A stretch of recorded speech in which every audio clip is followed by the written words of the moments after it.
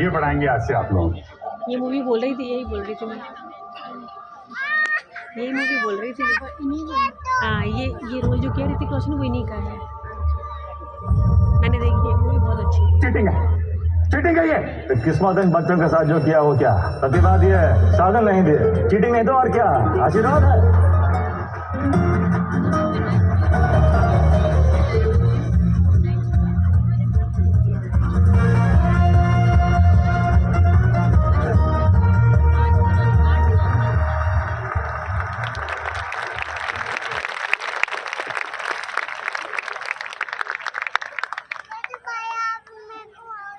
Jayapriya group of institution के vice chairman साहब, director प्रीति Ojha ji, principal, हमारे विशेष भारत के जाबाज अतिथि ब्रिगेडियर साहब, इस स्कूल के लिए पूरी जिंदगी लगा देने वाले शिक्षक शिक्षिकाएं, बच्चों के माता पिता, अभिभावक, पेरेंट्स और प्यारे प्यारे बच्चे बच्चियां, आज पटना से यहाँ आकर बहुत खुशी हुई जब सबसे पहले इन दोनों बच्चों को अच्छे से प्रोग्राम चलाते हुए देखा तो लगा सच में स्कूल में दम है और प्रीति जी ने काफ़ी मेहनत की। बच्चे यहाँ काफ़ी अच्छा कर रहे हैं और बड़े बड़े प्रोग्राम में जाने का मौका मिलता है। वहाँ के बच्चे भी इतना अच्छा नहीं बोलते हैं, पढ़ते रहते हैं कुछ लेके, लेकिन अपने मन से बोलना बहुत बड़ी बात होती है। हम यहाँ पर 2, 4, 5 मिनट, 10 मिनट मैक्सिमम बोलेंगे आप लोगों के लिए, और ऐसा कुछ बोलना चाहते हैं ताकि सच में फायदा हो। एक तो बोलना इसलिए होता है कि कार्यक्रम में आए, प्रोग्राम में आए तो कुछ बोल दिया। कल रात में आ रहे थे, काफी लेट फ्लाइट थी, कोई 11 बज रहा था फ्लाइट टेक ऑफ की। फ्लाइट में बगल में एक लड़का बैठा हुआ था, कोई 26-27 साल का, और वो लड़का जैसे ही फ्लाइट ऊपर उड़ने लगा हवा में तो वो वीडियो देखने लगा। वीडियो देखने लगा तो साथ साथ हम भी देखने लगे। बड़ा अच्छा लग रहा था वीडियो देखना, फिजिक्स का, कभी केमिस्ट्री का, मेडिसिन का, कुछ कुछ वीडियो देख रहा था, तो हम भी साथ साथ देख रहे थे। तो बगल में देखा हमको, वीडियो बदल दिया, तो हम भी जो देखता था वो साथ में देखते थे। क्या आवाज़ आ रही है पता नहीं, तो बच्चे को कोई लैंड करने में 10 मिनट बाकी होगा तो हम पूछे कि भाई सुनो, ये जो वीडियो तुम देख रहे हो तो कैसे देख रहे हो? बोला सर यूट्यूब पर देख रहे हैं। हम कह रहे यहाँ तो ऑफलाइन है, यहाँ पर तो नेट नहीं है। तो सर हम सेव कर लिए थे, पेड वर्जन खरीदे हुए हैं, एयरपोर्ट पर सेव कर लिए थे, देख रहे हैं यहाँ पर। सो सच में ऑनलाइन क्लास है और काफ़ी क्रिएटिव ढंग से बनाया गया था, कुछ अमेरिकन लोग बनाए थे। बात बात में वो बच्चा बताया कि हम डॉक्टर हैं और डॉक्टरी की पढ़ाई MBBS की पूरी हो चुकी है, MD करने के लिए दिल्ली जा रहे हैं एडमिशन लेने, और हम झारखंड के रहने वाले हैं। तो बड़ा अच्छा लगा ये सुन के। बोला कि हम डॉक्टरी करते हुए, पढ़ते हुए 4 साल से भी ज़्यादा हमने लगा दिया सर। 4 साल में फिजिक्स, केमिस्ट्री जो भी पढ़े थे अपने टाइम में, बायोलॉजी, उसका उतना यूज नहीं था, इसलिए उतना हम देख नहीं पाए, समझ नहीं पाए।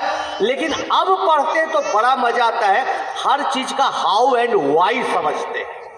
तो अभी हमारे जो जयपुरिया फाउंडेशन के वाइस चेयरमैन साहब बोल रहे थे हाउ एंड वाई वाली बात, क्यों ऐसा होता है। तो हम तमाम यहाँ टीचर को रिक्वेस्ट करना चाहते हैं, बताना चाहते हैं कि बच्चों को ये सिखाइए। वो बच्चे से हम इम्प्रेस हो गए, और जब बच्चा लैंड किया तो पूछा कि आप कौन है। तो जब हम परिचय दिया तो बड़ा हड़बड़ा गया और बोला कि सर सॉरी, हम नहीं पहचान पाए, आपकी फिल्म 3-4 बार देखी है। फिर उससे दोस्ती हो गई, उसका नंबर भी शेयर किए। कहने का मतलब उस बच्चे में क्या खासियत देखे क्यों, और उसको आशीर्वाद कर दिया कि देखो 10 साल बाद तुम बहुत देश नहीं दुनिया के बड़े डॉक्टर हो गए। क्यों? क्योंकि तुम हाउ एंड वाई को समझते हो। बच्चे यहाँ पढ़ते area of triangle, half into base into height, what is the reason behind it. हम नहीं पढ़ते हैं, बच्चे नहीं पढ़ते हैं, टीचर उसको पढ़ने के लिए मोटिवेट नहीं करते हैं। एलसीएम निकालना हम लोग जानते हैं, 2, 4, 9, 8 कुछ नंबर्स है, ऐसे उसको एक घेरा लगा दिया 2, अच्छा 2, फिर 3 कॉमन ले लिया, फिर खट खट खट खट मल्टीप्लाई कर दिया। दोस्तों एलसीएम निकल जाता है, लेकिन बच्चा नहीं पकड़ पाता है कि वो एलसीएम निकालने का जो ये प्रोसेस है, जो निकालने का मेथड है वो कैसे हो रहा है, वो बच्चा नहीं समझ पाता, वो रट लेता है। बच्चा पढ़ाई को रटने लगता है, नंबर भी आने लगता है। जब मार्क्स अच्छे आने लगते हैं माता पिता खुश होने लगते हैं, लेकिन एक लेवल पर जाके जब वो चीज़ों को नहीं समझने के चक्कर में दबाव महसूस करता है तो माता पिता नहीं समझ पाते कि बच्चा मेरा क्यों खराब हो गया। माता पिता उस पर अननेसेसरी फोर्स देते हैं। देखो वर्मा जी का लड़का, चड्ढा जी का लड़का इतना अच्छा कर रहा है, इतना अच्छा कर रहा है, तुम क्यों नहीं अच्छा कर रहे हो। तो माता पिता से भी मेरा रिक्वेस्ट है कि बच्चे पर कभी अननेसेसरी प्रेशर मत बनाए। और आज हम इस स्कूल के फंक्शन पर एक अपना इमोशनल एक्सपीरियंस शेयर करना चाहते हैं। बहुत कम जगह पर बताया है दोस्तों कि हमारे पिताजी, हम लोग बहुत गरीब थे, फिल्म देखे होंगे आप लोग, पिताजी चिट्ठी छांटने बांटने का काम करते थे। तो पिताजी क्या करते थे कि सुबह 5 बजे उठते थे और सफाई करके थोड़ा बहुत अपने काम करते थे। बोलते थे कि घर में महिला को काम करना है, कोई ज़रूरी नहीं है, पुरुष के पास टाइम है, उसको भी काम थोड़ा करना चाहिए। 2 कप स्टील वाला कप में चाय बनाते थे और हमारे पास ट्रे वगैरह नहीं था, देहाती माहौल था।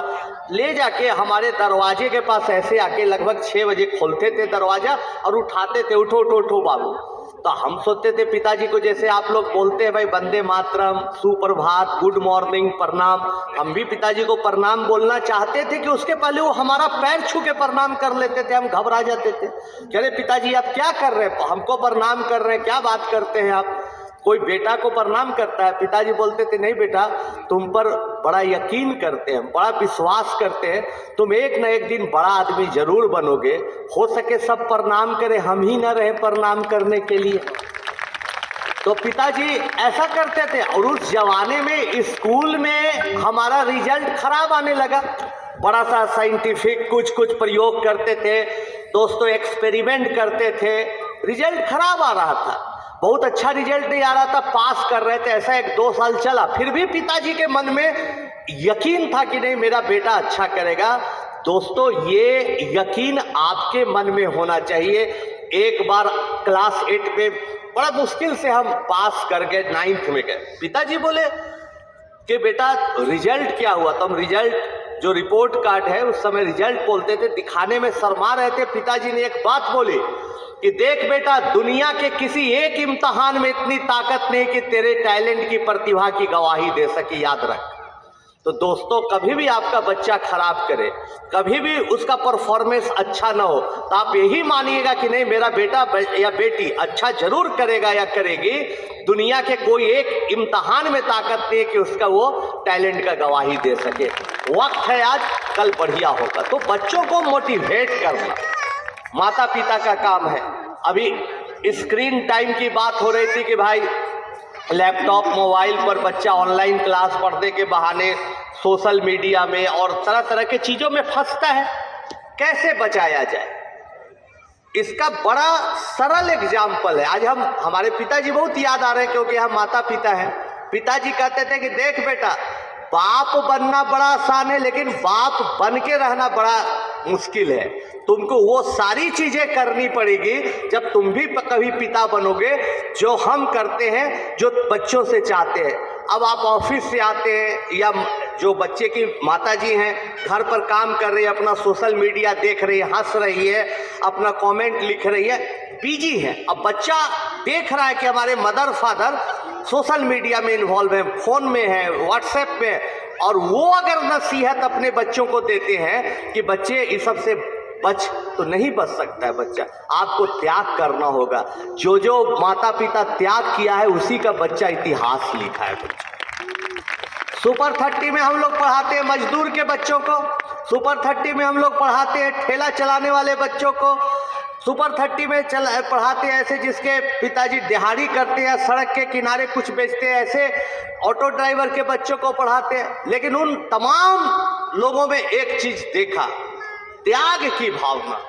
वो चाहते तो बच्चे को लगा देते, कहीं चाइल्ड लेबर में लगा देते, दिल्ली भेज देते, बॉम्बे भेज देते, सूरत भेज देते, बिहार के बच्चों को जाओ कमाओ खाओ 2 पैसा लाओ।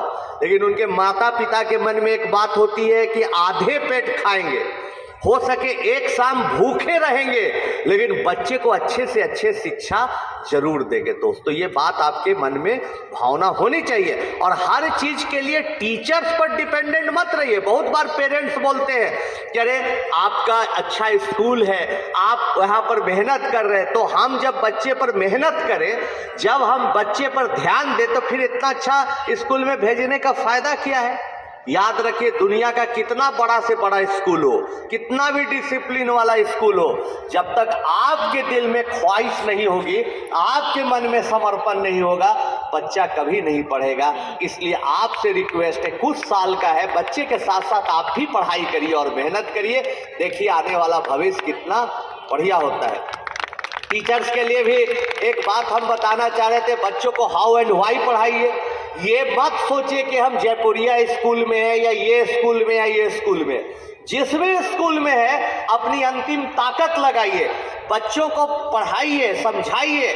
हर बच्चे की प्यास कहीं अधूरी न रह जाए। वो ऐसा न बच्चा सोचे कि जा ये सवाल नहीं समझे, ये प्रॉब्लम सॉल्व नहीं हुआ, अब बच्चे के मन में भावना आ गई। और अब तो शिक्षकों के सामने बड़ा चैलेंज आ गया है। गूगल के बाद चैट जीपीटी है, AI मिस्ट्रल है, डीपसीक है, ना जाने कितनी चीजें आ गई हैं।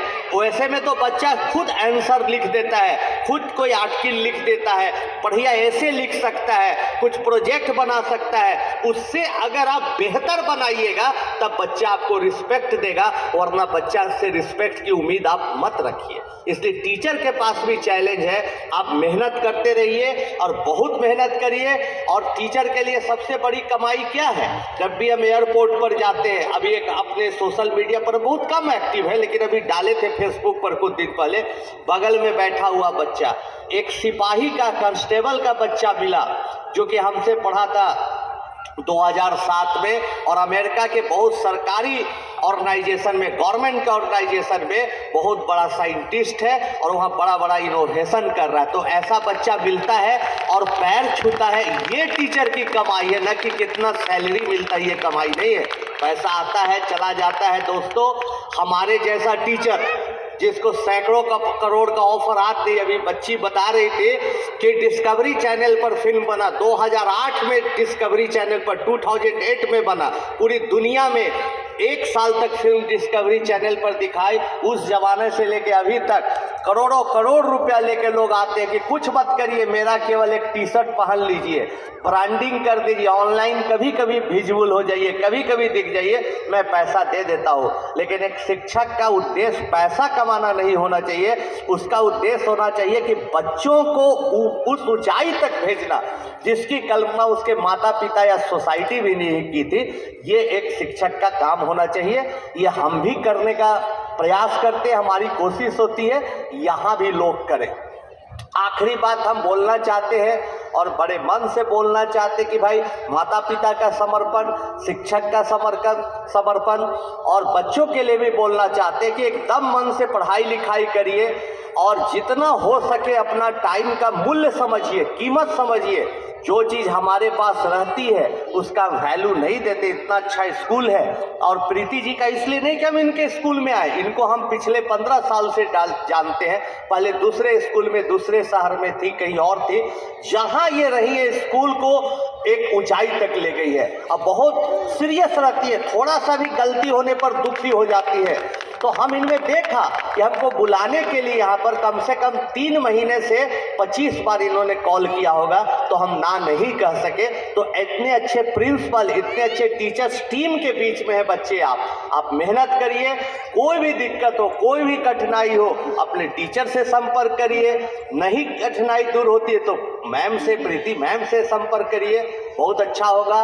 और चलते चलते एक बात जिसको ब्रिगेडियर साहब ने भी बोला कि एकदम कड़कदार नौजवान देखने में एकदम जोशीला इंसान या सैनिक होता है, और वो सबसे बेहतर उसी समय होता है जब वो अच्छा इंसान होता है। भले आप डॉक्टर बनिए, इंजीनियर बनिए, साइंटिस्ट बनिए, करोड़ों करोड़ का स्टार्टअप खड़ा कर दीजिए, लेकिन एक अच्छा इंसान जरूर बनिए, ये हम बच्चों को जरूर सिखाते हैं। और अगर आप अच्छा इंसान बनिएगा तो आप खुद खुश रहिएगा।